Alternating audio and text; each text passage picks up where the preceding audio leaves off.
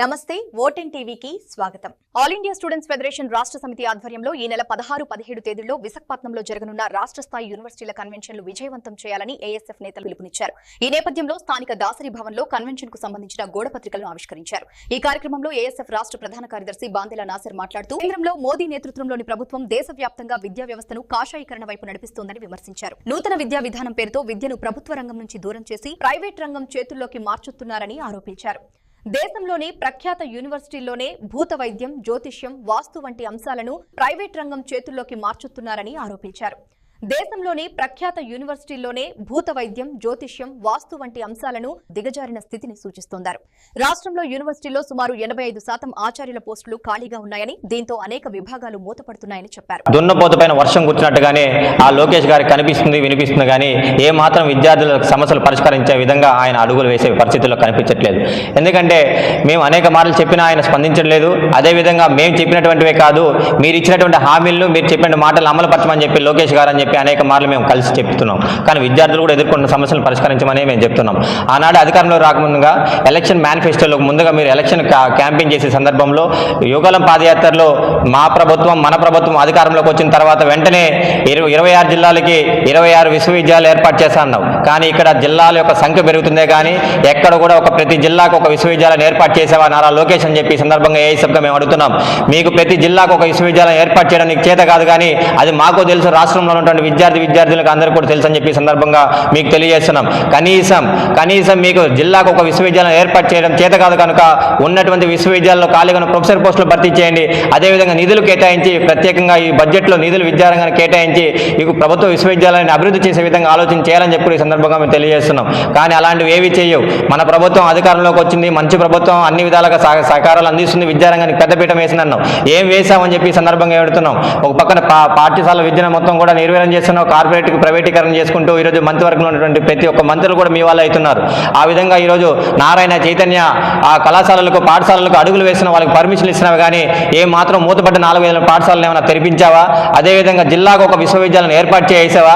ఏమన్నా అంటే మేము శాసనమండలిలో ఫస్ట్ రోజే ఫీజు రింబర్స్మెంట్ బకాయిలు విడుదల చేయడానికి 1200 కోట్లకి మేము జీవో విడుదల చేశామని చెప్పి చెప్తున్నాం. మరి నువ్వు జీవో విడుదల చేసే సంతకం పెట్టావు, ట్రెజరీకి వెళ్ళినటువంటి ఇప్పటి వరకు కూడా దాని నుంచి ఏమాత్రం స్పందన లేదు. ఏ ఒక్క విద్యార్థి అకౌంట్కి రూపాయి క్రెడిట్ అయిన పరిస్థితి లేదు. కానీ విద్యార్థులకు ఏమైనా కళాశాలల నుంచి ప్రెజర్ ఏమైనా తగ్గుతుందా, ఒత్తిడి తగ్గుతుందా అని చెప్పి మేము ఈ సందర్భంగా అడుగుతున్నాం. నువ్వేమో మాటలు చెప్తున్నావు, తప్పించుకుంటున్నావు దొంగలాగా. మరి విద్యార్థులు వాళ్ళ యొక్క కళాశాల యాజమాన్యం నుంచి మీరు ఫీజులు కడితేనే మీకు సర్టిఫికేట్లు ఇస్తాం, మీరు ఫీజులు కడితేనే మేము ఎగ్జామ్స్ హాల్ టికెట్లు ఇస్తామని చెప్పి ఆ విధంగా విద్యార్థులు నేటికి ఇబ్బంది పడుతూనే ఉన్నారు. కానీ ఈయన మాత్రం చెప్తూనే ఉన్నాడు ప్రతిరోజు మా ప్రభుత్వం మంచి ప్రభుత్వం అని చెప్పి 1,800 కోట్ల రూపాయలు విద్యార్థులు ఎదుర్కొన్నారని చెప్పి నేను శాంక్షన్ చేశానని చెప్తున్నారు. మరి కొంచెమైనా సిగ్గుండాలి టీఎన్ఎస్ఎఫ్ నాయకులకి. మా ప్రభుత్వం మంచి ప్రభుత్వం, అదేవిధంగా విద్యాశాఖ మంత్రి ఎన్నడూ లేని విధంగా విద్యార్థులు ఎదుర్కొన్నారని చెప్పి ఆయన 1200 కోట్లు విడుదల చేశారని చెప్పి ఆ విధంగా విద్యార్థులు రోడ్లెక్కించి సంబరాలు చేస్తూ ర్యాలీలు చేశారు. లోకేష్ గారు ఫోటోలు పెట్టి పాలాభిషేకం చేసినటువంటి పరిస్థితి. కొంచెమైనా సిగ్గుండాలి.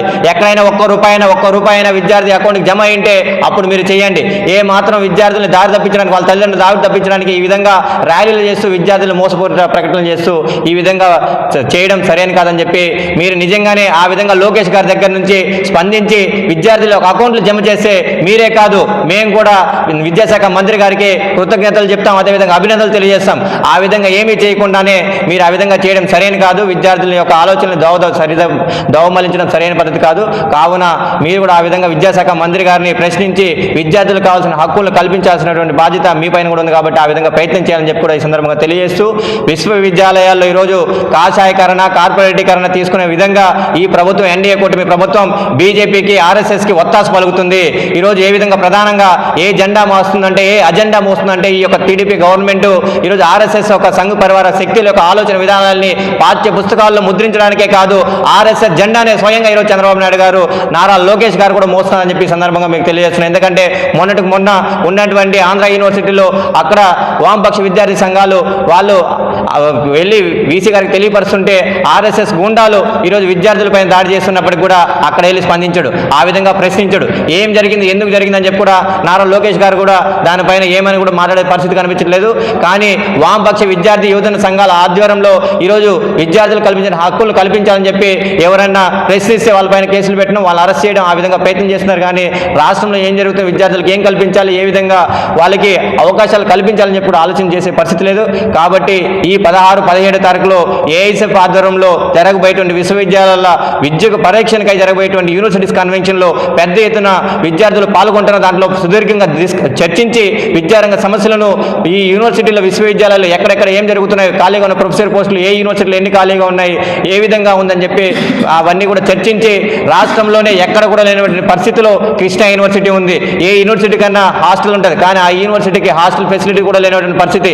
ఇప్పటికీ అక్కడ నుంచి యూనివర్సిటీ నుంచి మచిలీపట్నం నుంచి విద్యార్థులు రోజు సాంఘిక సంక్షేమ వసతి గృహాలు ఉంటూ అక్కడికి వెళ్ళి చదువుకోవాల్సిన పరిస్థితి నెలకొంటుంది. ఒక విశ్వవిద్యాలయం అంటే కనీసం మౌలిక వసతులు కల్పించాల్సిన బాధ్యత ఈ ప్రభుత్వం పైన లేదు. మేము అధికారంలోకి వస్తే ఆ విశ్వవిద్యాలయాన్ని నేను బాగు చేశాను, నిర్మాణ పనులు నేను పూర్తి చేశానని లోకేష్ గారు ఈ రోజుకి ఇప్పటికీ పిల్లర్లు వేశారు, అక్కడ కన్స్ట్రక్షన్ గోడల వరకే వచ్చాయి, కానీ నడకను నడుస్తున్న యూనివర్సిటీ యొక్క పనులు. కాబట్టి వెంటనే దానిపైన లోకేష్ గారు స్పందించి ఆ విశ్వవిద్యాలయానికి వసతి గృహాలు ఏర్పాటు చేసి విద్యార్థులకు మౌలిక సదుపాయాలు కల్పించాలని చెప్పి కూడా ఈ సందర్భంగా ఏఐఎస్ఎఫ్ రాష్ట్ర సమితిగా ఈరోజు ఉన్నత విద్యాశాఖ మంత్రి రాష్ట్ర ప్రభుత్వాన్ని డిమాండ్ చేస్తున్నాం.